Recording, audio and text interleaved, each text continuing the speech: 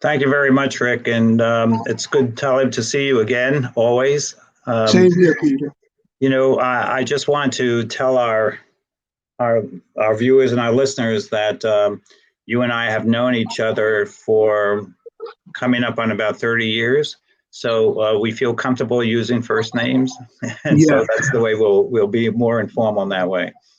and So, only for that reason. yeah. So the idea for the title was yours, but it was a play off something that I had written, which I related that when Abraham Joshua Heschel was asked upon his return from the 1965 Selma to Montgomery voting rights march with Dr. Martin Luther King Jr., he was asked, "Did you find time to pray?" And he famously answered with these words. He said, "I prayed with my feet." Now, the fact of the matter is that, and something I wrote recently, I realized that when I ask somebody that I care about, I don't necessarily ask them how they feel, because certainly if somebody who's Black, I can't possibly know that. But I can say, just tell me what you need, and I'll be there by your side. But you're the one that suggested that we expand the title to praying with our hands, our hearts, our hands, and our feet. Tell me what you had in mind when you came up with that title. Yes, Peter. I've been profoundly impressed by Rabbi Heschel's statement, really for many years. I first heard that statement about 20 years ago. And upon hearing it for the first time, I understood it. I understood what he meant by praying with his feet. And we are at a junction now in American history where we actually see thousands upon thousands of Americans who are praying with their feet every day, praying for justice. So in reflecting on this gathering that you and I are having, I thought that the challenge of the time requires one deep reflection from the heart, sincerity, two, reflection in terms of challenging thought, and then three, action. And this is reflective of a tradition that we have in the Islamic faith. There's a prophetic saying, the Prophet Muhammad, peace be upon him, he said, when you see an evil, change it with your hands. And if you can't do that, he said, then at least speak out against it. And if you can't do that, then at least resist it in your heart, hate it in your heart, though that is the weakest of faith. So as people turn on their news every day or they look out their window, they might be asking themselves, oh, well, what can I do? I'm not out there in the street, or maybe I am, or someone in my family's out there. What can I do? Well, I think there's always something that all of us can do. And I'm really grateful to you, Peter, for the opportunity for us to dialogue tonight, in hopes that we might be able to inspire folk to meet the challenge of the times with their hearts, their minds, and their feet.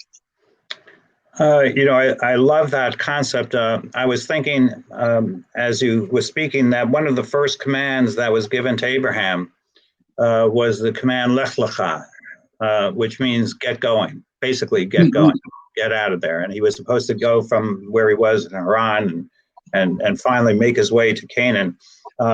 And the word for Jewish law is halakha. It comes from the same. It's a sense of journey. And in some ways, our lives are a journey. And as I think you said it very well. This juncture in American history is I think an oasis along that journey. It's a mile marker. It's a guidepost along that journey. And I'm wondering why so. Why is this moment different from other moments of protest? And other moments in which there was upset. And what do you sense is different about it? Well, this is, in my opinion, we're in a very profound prophetic moment. When people look at history, they often mark, as you said, the occurrences, milestones in the timeline of history by major events. We talk about pre 9/11 world, post 9/11 world. Now we're at the point, really, where we're going to be talking about a pre-COVID-19 world and a post-COVID-19 world, because there are these seismic shifts. And so now right behind the COVID-19 global crisis, we now find this tremendous global outcry for justice, and is being generated around one of America's oldest problems, and that is police brutality and excessive use of force and anti-Black racism in the ranks. This is one of America's oldest, and I might add, oldest unsolved problems. If you study, I'm a student and a teacher of African American history. If you look at every major African American organization that has existed, say, since the founding of the NAACP right after the First World War, every major African American organization, from the NAACP to the Black Panthers to the Student Nonviolent Coordinating Committee, I mean, you can look at all of them. All of them mention police brutality and excessive use of force as a problem that had to be reckoned with.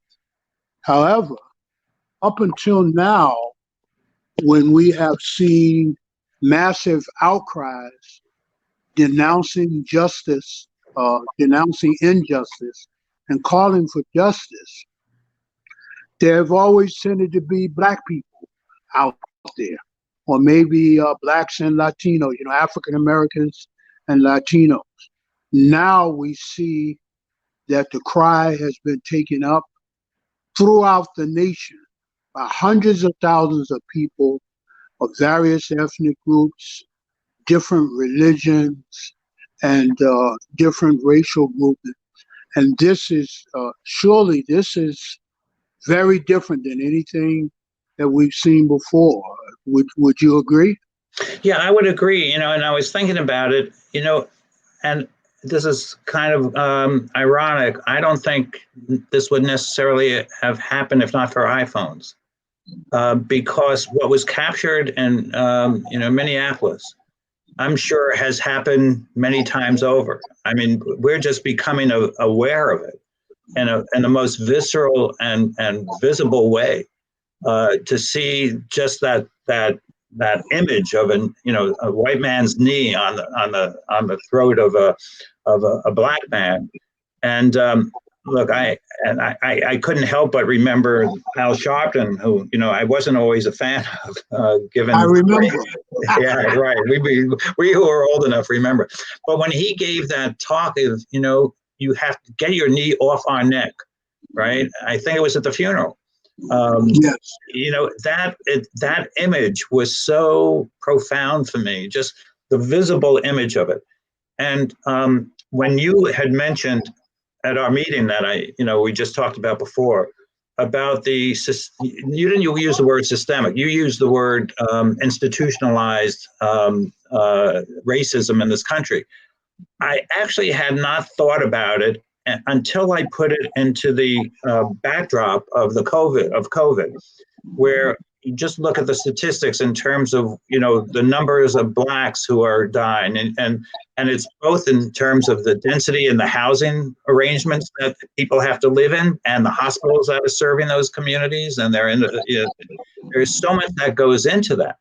And then of course it follows up by these other killings that are captured by iPhone, even recently, even this week. So I think it is a turning point because there's no denying it. Nobody can go before a court, before a jury, and say, "Oh, it didn't happen that way." So I think whites in this country are having to confront something that you've known about, your community has known about. We may have kind of glanced by it, but now there's no way of it's been internalized, and there's no way of denying it. Yes, it's a great moment of awakening. And you're absolutely right that the advance of technology is one of the things that has helped make this linking of consciousness possible. Back over 50 years ago in the 1960s, the late 1960s, the Black Panther Party, who came to be known as kind of a militant organization, they started off in California, walking around, following the police officers in Oakland, and they had cameras in their hands. Now, way back then, in the 20th century, the most advanced technology that we had was a Polaroid camera. Now, there are probably those listening to this who have no idea of what I'm talking about, but you could take a picture, take a snapshot, and the picture would come out the side of the camera.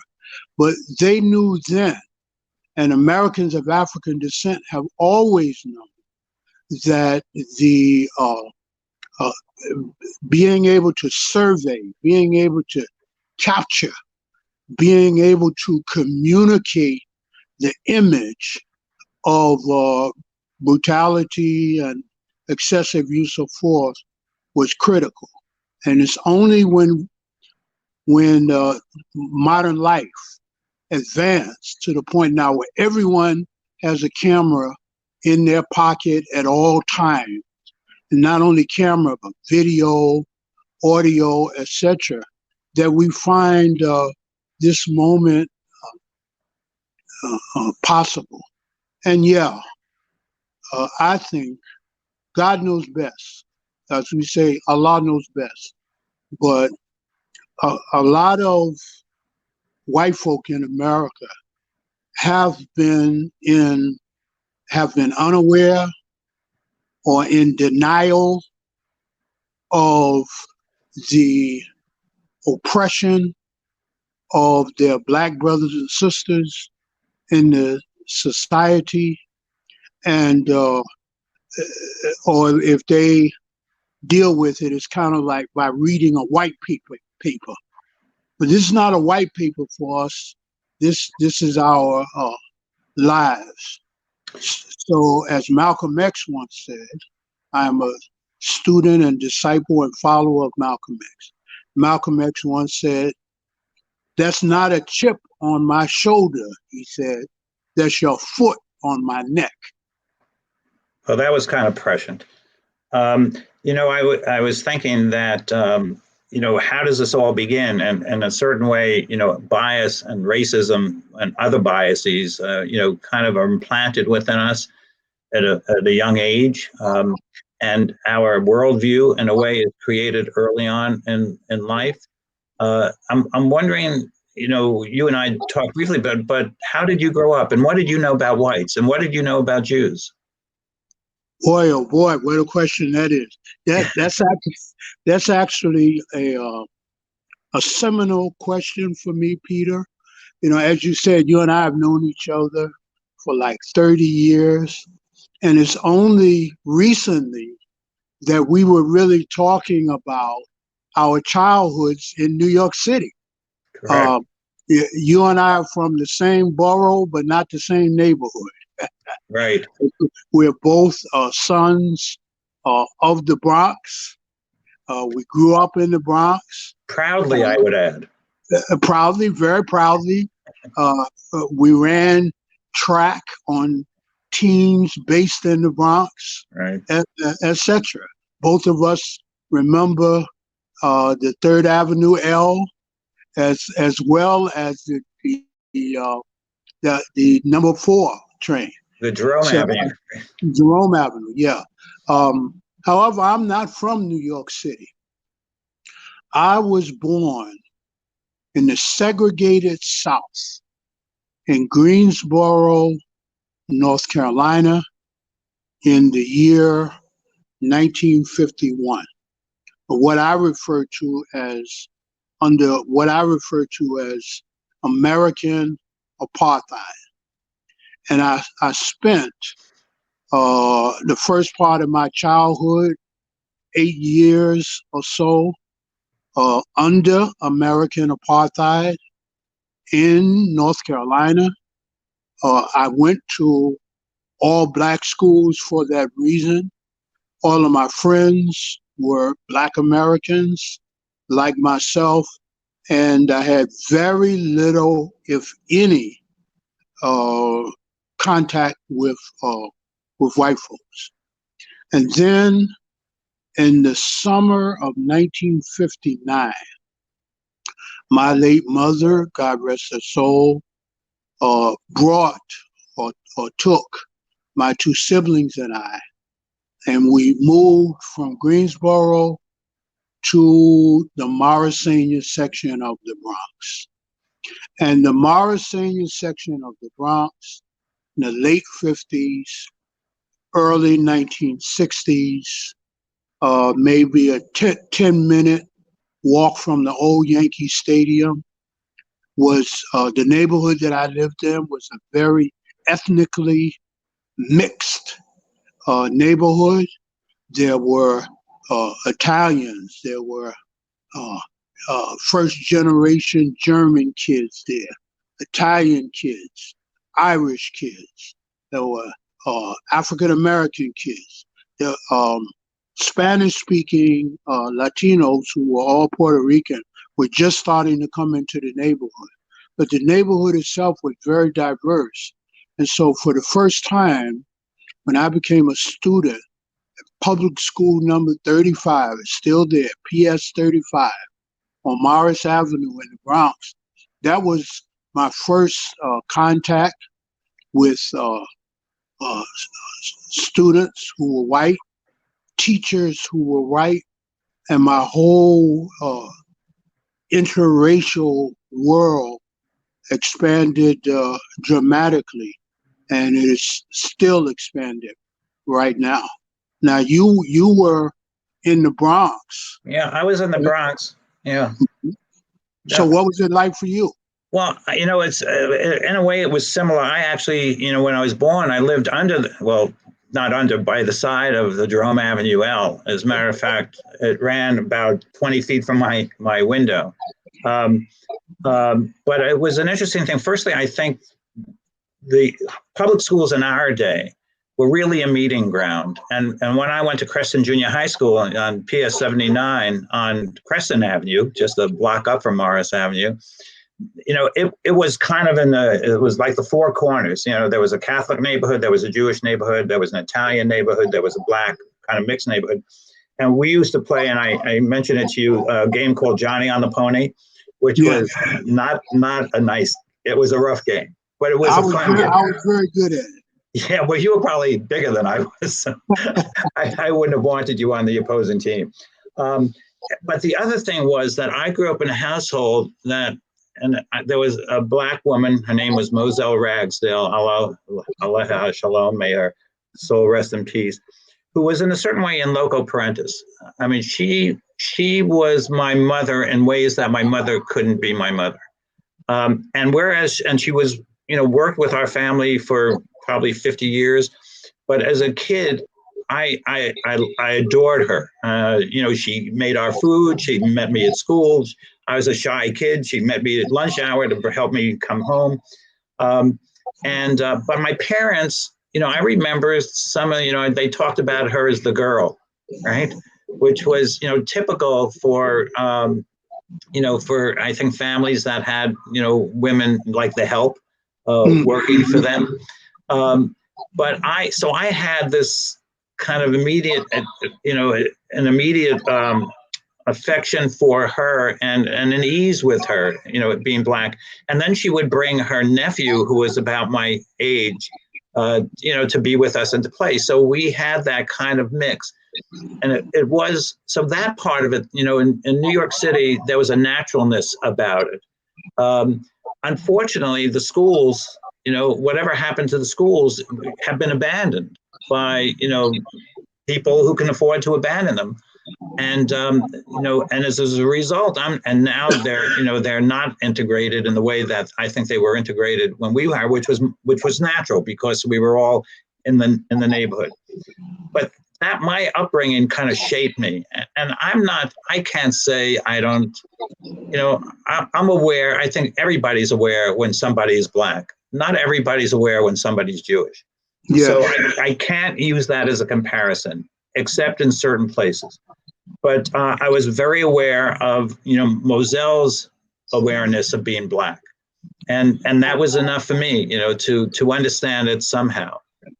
Yes, Peter, speaking of Jews, now again, in that ever-expanding circle that I was in as I'm, elementary school, junior high school, but particularly I remember in elementary school, as far as the Jewish American community is concerned, that section of the Bronx, Morris Senior's section of the Bronx, had a completely different demographic than it does now. And we, children like myself, who are African American and others, we always viewed Jewish Americans like from a distance. Jews at that time, you had the Concourse Plaza Hotel right on the Grand Concourse. Right. So Jews were elders who sat around Joyce Kilmer Park talking, or we knew that they went to worship services on Friday night. It was always from a distance. And it wasn't until I got to junior high school, I think it was, that I made my first Jewish friend, and that I remember one day he took me home with him. We were on our way to go play baseball or something. He said, "Come on, I need to stop home." And so when we entered his home, there was a very traditional Jewish family setting. They were having a meal and kind of, sitting around the long table, even people sitting on large pillows on the floor. And that was my first contact really with Jewish American culture. And then as we grew older in junior high, I just became aware that, hey, this is just, just like not all Black folks are the same, not all white folks are the same. Yeah. You have people who are Catholics, you have people who are Jews, etc. And it was that social interaction, as you said, it was that social interaction, more so than anything that we were learning in a school curriculum, that for me, being from an apartheid apartheid social background.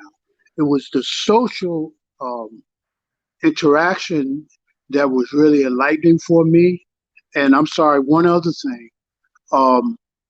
Back then, every summer, we moved to New York City in 1959, but every summer, my mother would send my siblings and I back down to Greensboro, North Carolina to spend the summer with our family.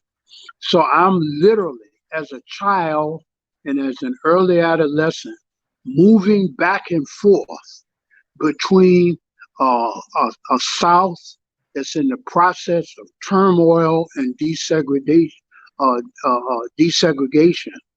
and the very different environment in New York City. So I was very aware of racial dynamics and even racial oppression from childhood. Where did you feel more comfortable? In the South or up in the Bronx? No, I felt more comfortable in the Bronx. Uh-huh. You know, I still, and really I still am. I'm more comfortable in New York than I am in the South, because the South carries a lot of unpleasant memories and associations for me, even though like 97% of my family still lives there. Yeah, so that a little bit. So when did we, moving on to praying with our minds, when did we become aware of, the divisions and the separations in society? When did it become blatant for us? And when did you, as a Black man, understand what your role was in society? By the way, when I went to high school, Stokely Carmichael was my classmate. So yeah, wow. And I learned from him that there's actually a difference in terms of people who are from the Caribbean come that way, and people who come from the South. I had never appreciated, even within the Black community, that consciousness. Absolutely, it's very profound. I'd have to answer that in two parts. Part one, as I said, being Black in America, I was aware from childhood. Even though, for instance, I lived in the Morrisanian section of the Bronx, I had what are now called microaggression encounters with white people as a young Black child. I remember once, very quickly, in my neighborhood, there were two barbershops, and all of the Black people went to one barbershop, and all of the white people went to the other barbershop, white people of different ethnicities. And that particular barbershop was right across the street from my home where I live. And so one day, my mother sent me to the barbershop, as I used to regularly go, and it was closed. So she said to me, well, go right across the street to the barbershop. And when I walked into the barbershop, the barber looked at me and he said, yes, young man, can I help you? And I said, well, yeah, I'm here for a haircut. And he went quiet for a moment. And then he said, well, I can't cut your hair. I asked him, why not? He said, oh, well, because we're getting ready to close, he said. All right, I said, and I left. And then I went home and I told my mother, and I remember she became very angry. And so I went out, now I'm about 9 years old. I went out and I sat on the porch of my house and I watched that barbershop remain open for hours before closing. And so then I associated that in my own child's mind with the prejudice, the racial prejudice that I would encounter in the South. And then also, as a Black child from the South, I've always been an avaricious reader, and I've always watched the news. I used to watch the news as a child. And as the civil rights movement was unfolding, and Dr. Martin Luther King Jr. and his followers were engaged in the activities of the civil rights movement, my parents went to school with the 4 A&T college students who started the sit-in movement in Greensboro. So I used to sit as a child and watch the news footage of Black people who were non-violently protesting for justice and for their rights, being beaten and brutalized by the police. So that always stayed in my mind. And then, like yourself, by the time I went to high school, and again, I went to a very ethnically and racially diverse high school, William Howard Taft in the Bronx. But by the time I'm like 14, 15, 16, 17 years old, I'm now really politically aware of the reality of racism, of racial inequality, and that's when my mind really formed into the person that I am now.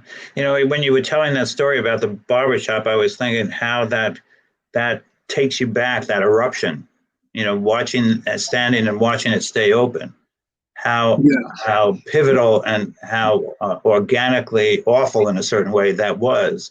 Do you think something like that would have happened to you? Well, it didn't happen. No, you know, because I lived in a Jewish neighborhood, you know, right? I mean, it was basically, now the Jewish neighborhood, you and I both know where the one neighborhood started and the other one ended, right? Absolutely. I mean, they were very fine. The divisions were very clear. And in a certain way, people, I think my parents would be very careful about not crossing the boundaries. Right. And, you know, I did as a kid because we used to play stickball, you know, and Johnny and the Button stoop ball and, you know, different neighborhoods. But I really had my first taste of being different in college. I went to a college where it was, you know, primarily not Jewish, you know, and there were a few Jews. And even there, you didn't know who the Jews were because there were certain people who were Jewish who wanted to disappear into the kind of the WASP society. Yes. But I remember, and this is kind of a, you know, even to this day, I look back on, you know, I have such clarity about when it happened. And it's actually a guy who became one of my best friends said to me at one point, he was from Darien, Connecticut. And he said to me, you know, for a Jew, you're really a nice guy. Wow. And I, you know, at first I thought, well, I've made it. That's terrific. And it was only when I reflected on that as to how hateful that was and how hurtful and damaging it was. And it was the first time I felt you know, obviously we can both understand what it feels to be different, but being different as a Black and being different as a Jew are very different things. You know, I can still walk into a room and pass for, you know, one of everybody else. But at that point, I realized I was in a place that I was going to be in 4 years, for 4 years, in which everybody would be aware I was a Jew and that I was in some way different. Maybe same in color, but different in some very serious ways. And that was, you know, for me, the first time that I actually was reflecting on Moselle and what it was like for her, right? Because, and my taste of that kind of anti-Jewishness or anti-Semitism, I'm not sure, but it was certainly anti-Jewish, nowhere approached what I know she was suffering. You know, somebody who was Black just told me that they don't want to take their son to get his driver's license because they don't want him to drive, because they know how dangerous it is for a Black youngster, a young man, to be in a car. And, you know, they have cars that, you know, they're earning a living. And I had never realized that, how afraid one is of making the wrong turn, or, you know, as a matter of fact, falling asleep, at a Wendy's. I mean, and I remember, you know, when I think about what happened recently, you know, it occurred to me that if that was a white man, they probably wouldn't have even taken, you know, handcuffed him. They would have just, you know, called somebody to take him home. But, you know, that's where the kind of inherent racism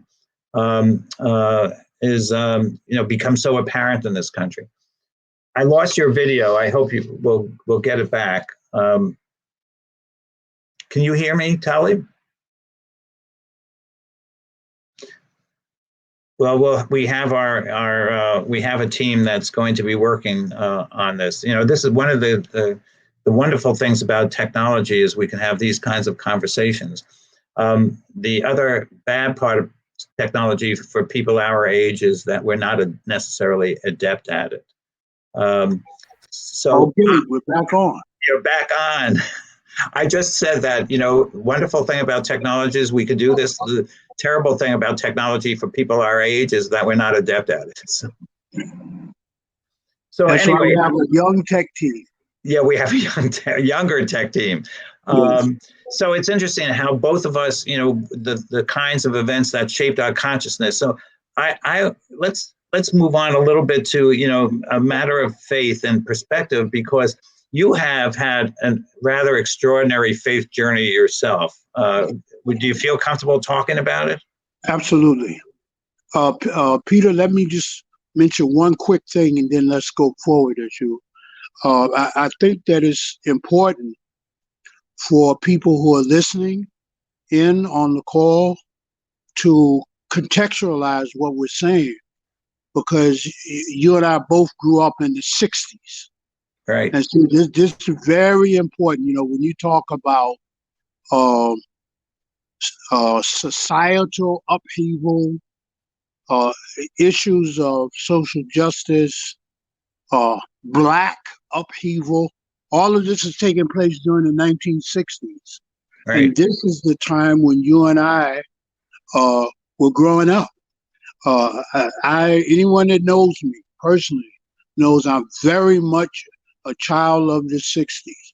You know, when I speak now to young people, I tell them the things that they read about in books or read about in books, that I was a young person then. I was living that. You know, I remember Malcolm X. I remember Dr. Martin Luther King. I tell them, I remember Bruce Lee. I remember, you know, all of these different now historical figures. And I think that it's very profound that as we are watching our television screens of the massive demonstrations throughout America, I have noticed that many news commentators are comparing the time and the spirit of the time. Back then, we had an anti-war movement, etc. Right. Many news commentators now are comparing the spirit of the time to the year 1968. And I remember 1968 like it was yesterday, because I was 17 years old at that time. And that was the beginning. That was when I began to become involved in social justice. Well, it was the assassination of Martin Luther King and Robert Kennedy. It Yes. was, you know, 1968 Democratic Convention, which had, I think there's a difference. The difference, I think, and by the way, I found the 60s in a way very frightening. You know, it was SDS, there was takeovers of dormitories and president's office at gunpoint. And then, of course, there was Kent State, you know, in which, you know, it was really young, you know, facing off against young. But the thing about, I think, the protest now is I find this a much more multi-faced, multi-faith, multi-racial, you know, protest than ever before. Yeah, do you have the same sense? I mean, in a way, it's portraying, I think, in many ways, America at its best. It's surprising that it took this kind of anger and fury and I think hopefully empathy and hope for it to happen. I think so. You know, I think the young people of today, they have a greater sense of interconnectedness as human beings, not just through the technology, but through, you know, music and just different kinds of ways. Peter, you asked me about my faith journey. Yeah. And I'll just say quickly, yes, I am a Muslim. I am a Muslim American of African descent who has been a Muslim, Sunni Muslim, for like 50 years. And I've been a Muslim uh, since I was like 20 years old. I'm almost 70. And however, I grew up Lutheran. I was, and this is part of my narrative. I'm from a Baptist family in the South. And however, from the age of 8 until the age of 18, I was attended a Lutheran church in the Bronx, in a kind of German American section of the Bronx. I was the first little black child to ever go into that church and join the church. I stayed there until I became a teenage Sunday school teacher, and then I left the church when I graduated from high school at 18, and then 2 years later, I became a Muslim. Mm. And so at this point, what from your faith feeds you? If, both in hope and a sense of the direction in which we should be going. One of the cornerstone principles of the Islamic faith, and I might add, as with Judaism, is the pursuit of justice. Right. This is an ethic of faith, ethic of religion that runs throughout the Quran, the prophetic mission of all of the prophets, from Adam to Noah to Moses to Abraham to Muhammad, was always centered on justice for human beings. Is one of the things that attracted me to Islam when I was 20 years old.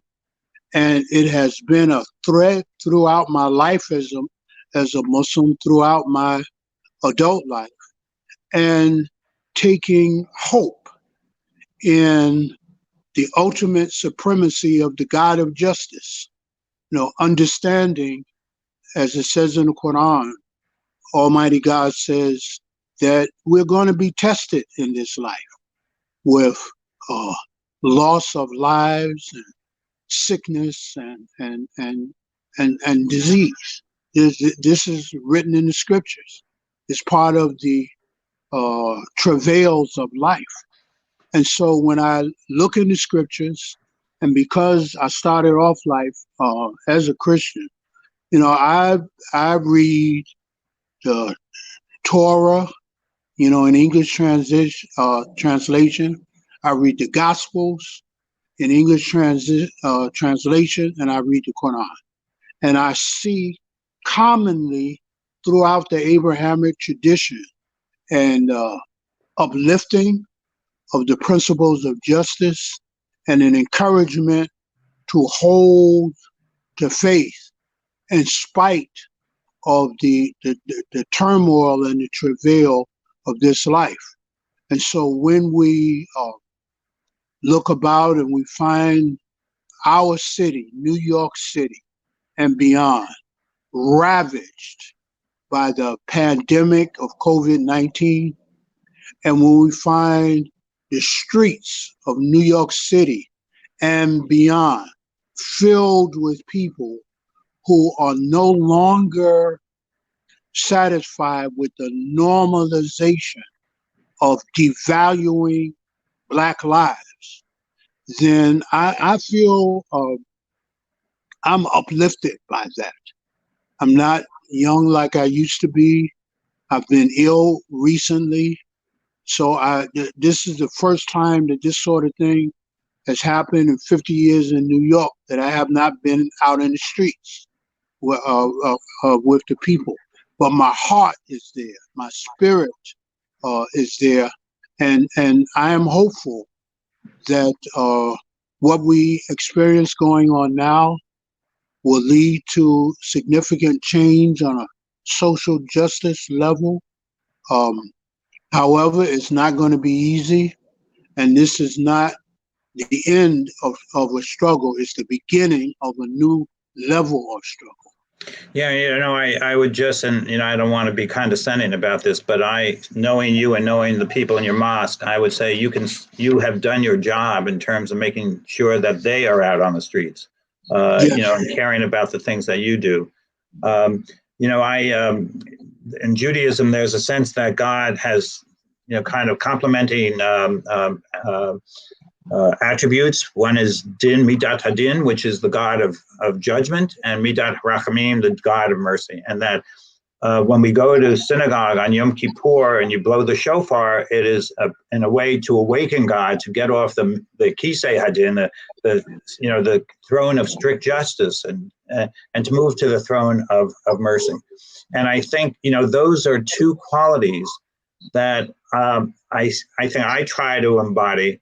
I think, and it's interesting because it's come up at the Y in certain meetings that I've been party to, and some of our meetings of our staff that are Black, and I realize that people, even patrons, right, can misbehave, and I remember even in my synagogue, which was wonderful, there were those people that misbehaved, and in fact I asked them to leave. Because there are certain lines that I didn't want to be party to in terms of that having been crossed under my watch. And I think this understand. Look, I try to be very compassionate about people and their mistakes, but I think in my life there are lines that if somebody crosses it, it's very difficult. I don't want to say call them out, but I have to address it directly. And I think this is one of those times where never before, really, and I don't say this, I say this with some kind of humility, but also sorrow. For the first time, understand what you talked about when you talked about institutionalized racism. And it was the class that's graduating from high school or college is, you was saying, look, they're going to be known as the class of COVID-19, but I think they're also going to be known as the class of George Floyd. I agree. Right. There is something, those are two terrible and remarkably powerful divisions, as you said. You talked about 9/11 and your COVID, but I think what's happening in our society today, I would hope that our teenagers are going to be talking about this and saying, this is when the rebirth began, Yes. which is, something I long for, because, I'm part of this group that the Attorney General called into session. And for the first time, I was thinking, because I live across from the projects, what it means. How do you socially distance if you're living in the projects? And how do you deal, and you're in the neighborhood with hospitals that are not funded the way that some of the other hospitals are funded.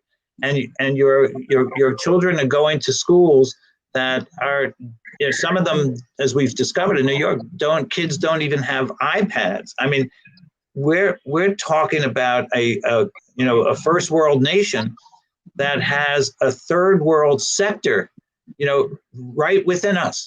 Absolutely. And we haven't paid attention to that. And what I'm hoping is that there is an awakening now in which people not only pay attention to it, but really in the ways they vote, in the ways they give their money and spend their money, in the ways that they talk to other people, and the ways that we try to shape policy, in the ways we deal with healthcare, that we're going to be intolerant of keeping, what was. And I even as I say that, I say in Yirtzah, God willing, that we'll be all, you and I, especially as we get older, that we are going to have the strength to do what we can, as we would want, and help our children and our grandchildren to do what they can to kind of right the course of this ship of state of ours, this United States.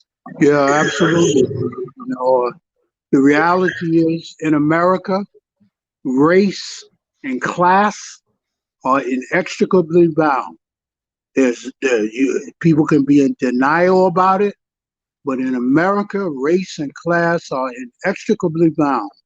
And when we look and we ask ourselves, what is the problem?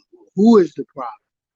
We have to be able to now look in the mirror and see the problem in the mirror. And we have to be able to look in the mirror and see the solution in the mirror. So these are very, very difficult times. You mentioned grandchildren. Yeah, I have 6 grandchildren, and my eldest grandchildren they're going to be 25.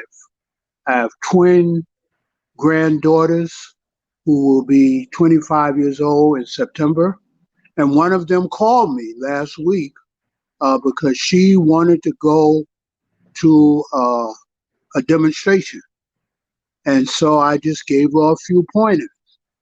And because when I went to my first demonstration, I was 17. And so I encouraged her to go, but watch out for this, watch out for that. I mean, how could I not encourage her to go? But as an American of African descent, I worry. I have a very bright 14-year-old grandson, and I wonder, he's a straight A student, and I'm nervous about his safety if we don't solve some of these problems. Will he end up being harmed by another young person like himself who is self-hating and caught in a cycle of crime and might kill my grandson, in the street? Or might he be killed by some police officer who devalues his life as a black young man? So these are very trying times, and they require tremendous faith. I mean, we should not only be watching news programs, we should be reading our scripture, seeking answers, seeking solution. This is a time for increased prayer. This is a time for increased fasting, seeking discernment as to how we might be. I'm going to go back to when we were in high school, how we ourselves, each of us, as individuals, as families and communities, how we might be part of the solution instead of being part of the problem. I just want to invite our viewers that if they have a question, they should just go on to the comments and ask, and we'll address it.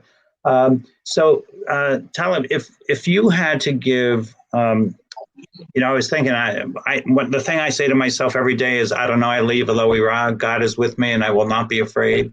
And not be afraid doesn't mean, the things that will just sometimes scare me, but it's not be afraid to be courageous. Which is one of the things it says in the Mishnah. You have to try all the time to be a human being. So I just, if you were to kind of give first steps, to people who are listening in, the fundamental things that if they're not doing yet, they should be doing. What could you suggest? This is how we pray with our feet. Yes, yeah. And praying with one's feet means if you're searching your heart and you're finding that you acknowledge that there's an evil, there's a problem that has to be addressed, then speak out. Go to the next step. Speak out about it. You might be speaking out at the family dinner table, which all of us are eating more at home as families now. You might be speaking out online or in a community organization as New York City reopens.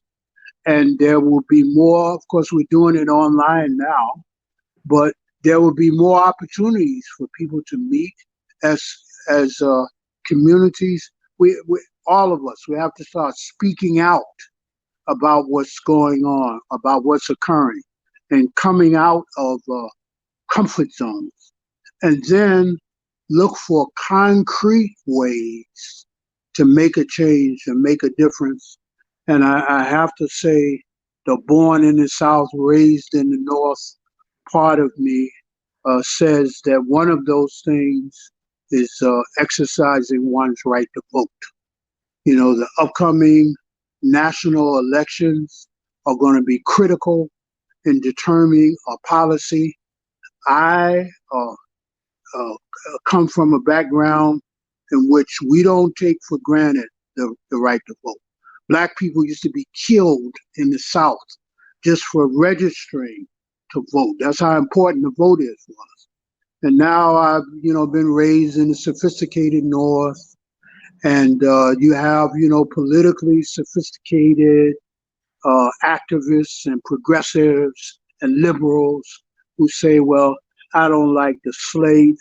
I'm going to sit this one out. I'm not going to vote. My candidate didn't know. Get your behind to the polls, or get your fingers to the keyboard and register to vote, and then pray with your feet. Pray with your feet. That doesn't mean that everybody has to be, out pounding the pavement of the streets, but it means that you should look around in your environment and ask yourself, what is it that needs to change here? And what can I do to be a part of that change and not just talk about it? To which I would say, amen. You know that you just gave a prayer. You didn't know that, but yeah, yes, I did. I just, I would also add to what you said, because what these protests and what's happening is that we have been, and I'm going to use the word nationalized. I don't mean that in terms of closing doors to the outside, but that we feel that state boundaries are no longer the place we have to stop. So if there's somebody, if you're comfortable with the people in your district and that they're going to stay in and you want them to stay in, we can get involved in supporting people around this country who we believe should be supported to unseat some of the people that I at least believe should be unseated. So, remember, you're part of the United States. You're not only a citizen of New York, because only a percentage of us have the right to claim that, but you're a citizen of New York State, but you're a citizen of the United States of America. And we have to care for this baby of ours, this nation, which is, barely a couple of hundred, 200 plus years old. We're still we're still growing, and we can help raise this nation into an adult that is everything we want it to be: kind, equitable, caring for people, decent, and charitable in every good way, and that people of faith, probably who understand each other across these interfaith boundaries than others might, are helping to lead with prayer and our teachings. Yes. So, and Peter, may I say that part of praying with our feet has to be confronting denial and inequality within our own congregations and faith communities. People want to know, where do we start? Well, look around in your own faith community. Yeah. It doesn't matter. You might be Muslim, you might be Jewish, you might be Christian.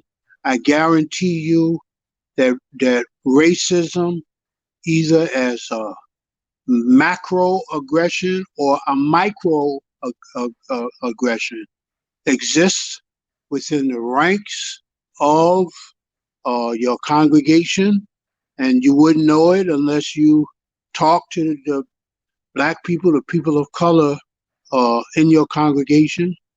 And I also want to say, and again, I've been blessed to have a public career as a religious leader in New York City that spans 3 decades.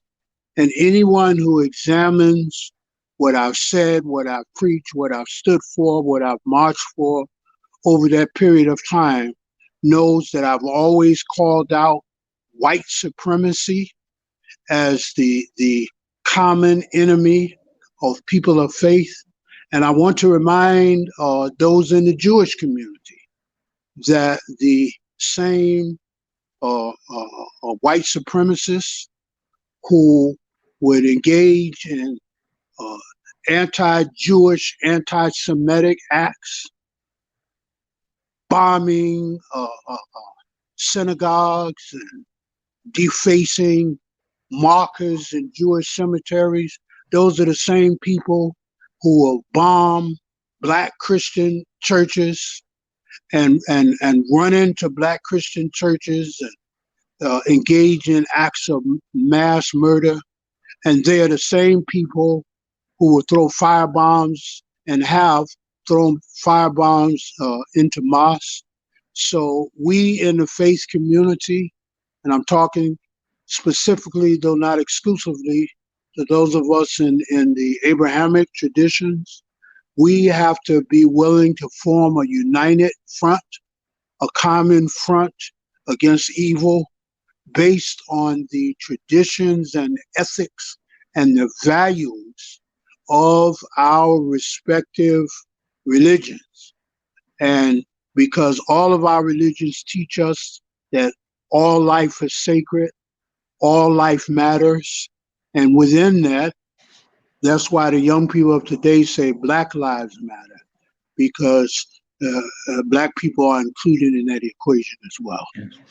Yeah, so we're going to end where we began. I mentioned Abraham Joshua Heschel walking with Martin Luther King, and if you look at that iconic photograph, you could see people of faith on the front line. They were the leaders of the religious community linking arms. You and I talk about each other as brothers, Talib, and is very much so. And I just wish you a refuah shlema, a quick recovery and great strength. And I thank all of those of you who have visited with us and been part of this conversation. So let us go forth. We have work to do in this country. Let's get to it. Thank you and good night. Ameen.